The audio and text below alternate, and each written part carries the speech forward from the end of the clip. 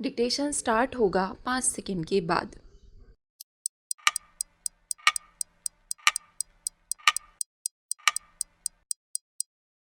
बांग्लादेश की पूर्व प्रधानमंत्री शेख हसीना को पिछले साल जुलाई अगस्त में छात्र आंदोलन के दौरान हुई हिंसा के मामले में दोषी ठहराया गया है और उन्हें फांसी की सज़ा सुनाई गई है।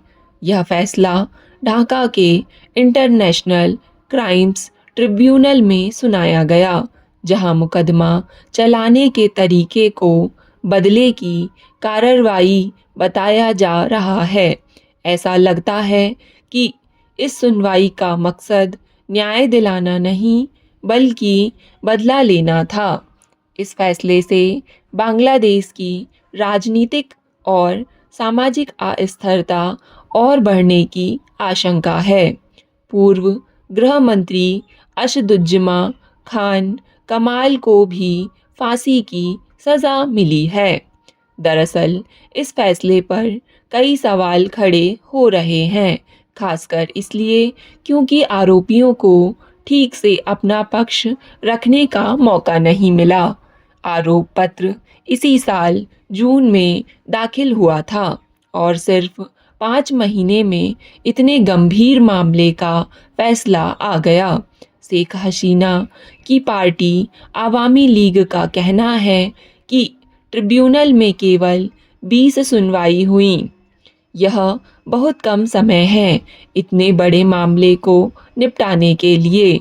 बीते जून में जब आरोप तय किए गए उस समय पूर्व प्रधानमंत्री शेख हसीना समेत तीनों अभियुक्तों के खिलाफ दायर आरोपों के समर्थन में न्यायाधिकरण में 747 पेज के दस्तावेज भी दाखिल किए गए, जिसमें हत्या, हत्या का प्रयास, साजिश, सहायता और प्रोत्साहन, उकसावा देने और उनमें शामिल होने जैसे 5 आरोप लगाए गए हैं।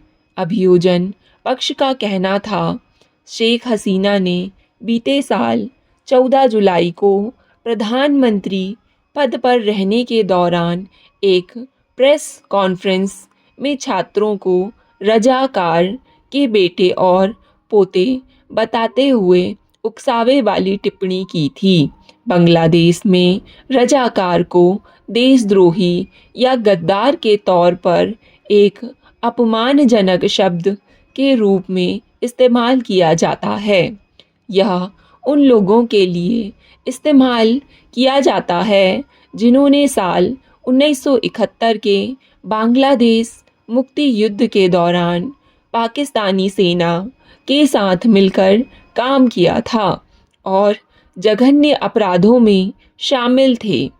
आरोप पत्र में कहा गया है, अभियुक्त असदुज्जमा खान कमाल और चौधरी अब्दुल्ला अल मामूल समेत सरकार के शीर्ष अधिकारियों के उकसावे पर और उनकी सहायता से कानून व्यवस्था संभालने वाली एजेंसियों और आवामी लीग के हथियारबंद लोगों ने बड़े पैमाने पर सुनियोजित तरीके से निरीह और निहत्थे छात्रों और आम लोगों पर हमले के साथ ही उनकी हत्या के प्रयासों और उत्पीड़न में सहायता की थी।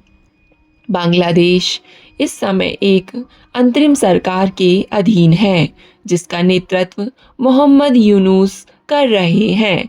सेना का समर्थन होने के बावजूद वे देश में स्थिरता लाने में कामयाब नहीं हो पाए हैं।